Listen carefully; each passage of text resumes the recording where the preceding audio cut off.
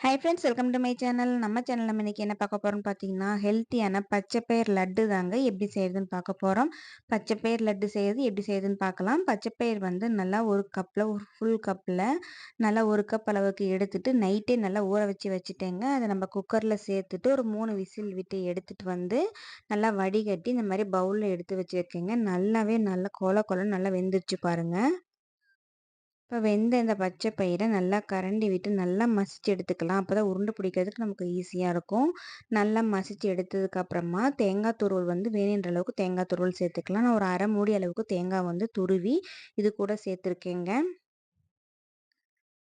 தேங்காய் வந்து சேர்த்து நம்ம சாப்பிட்றப்போ வாயில் கடிபடுறதுக்கு ரொம்பவும் நல்லாயிருக்கும். ரொம்ப ரொம்ப ஹெல்த்தியான ரெசிபியும் கூடங்க. அதுக்காக தான் நம்ம தேங்காய் துருவல் ஃபுல்லாக நம்ம இது கூட சேர்த்துட்டோம்.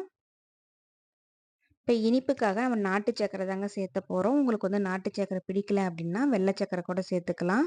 அதுவும் வேணாம் அப்படின்னா நீங்கள் வெல்லம் கூட பொடிச்சு சேர்த்துக்கலாம். ஒரு அரை கப் அளவுக்கு நாட்டு சர்க்கரை நான் இது கூட சேர்த்துட்டேங்க.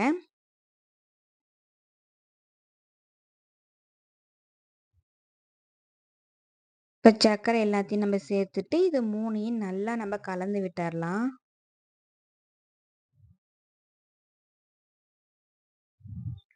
ஸ்கூல் விட்டு வர குழந்தைங்களுக்கா இருந்தாலும் சரி, இல்ல குழந்தைங்க வந்து ஸ்கூலுக்கு நீங்க ஸ்நாக்ஸா ஏதோ குடுக்கணும் அப்படின்னு நீங்க ஆசைப்பட்டீங்கன்னா, கண்டிப்பா இந்த ரெசிபிய ட்ரை பண்ணி குடுங்க.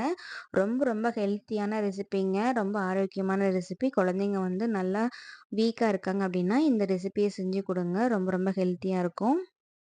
இப்ப கை விட்டு நல்லாவே அமுக்கி இந்த மாரி பெசஞ்சோம்னா, நல்லா மசிஞ்சிரும்.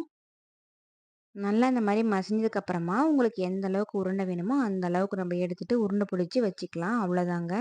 ரொம்ப ரொம்ப ஈஸியா ஒரு சூப்பரான ஹெல்த்தியான பச்சை பயிர் லட்டு எப்படி செய்றதுன்னு நம்ம இந்த வீடியோல பார்த்தோம். இதே மாரி எல்லா உருண்டையும் நம்ம எடுத்து ஒரு பிளேட்ல வச்சுக்கலாம்.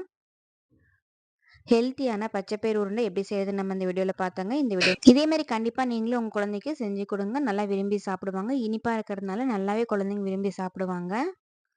கண்டிப்பா நீங்களும் உங்க வீட்ல செஞ்சு பார்த்துட்டு எப்படி இருக்குன்னு மறக்காம கமெண்ட்ல சொல்லுங்க. இந்த வீடியோ பிடிச்சுன்னா மறக்காம நம்ம சேனல சப்ஸ்கிரைப் பண்ணிட்டு லைக் பண்ணிக்கோங்க ஃப்ரெண்ட்ஸ். உங்க ஃப்ரெண்ட்ஸ் அண்ட் ஃபேமிலிக்கும் ஷேர் பண்ணி விடுங்க. Thank you.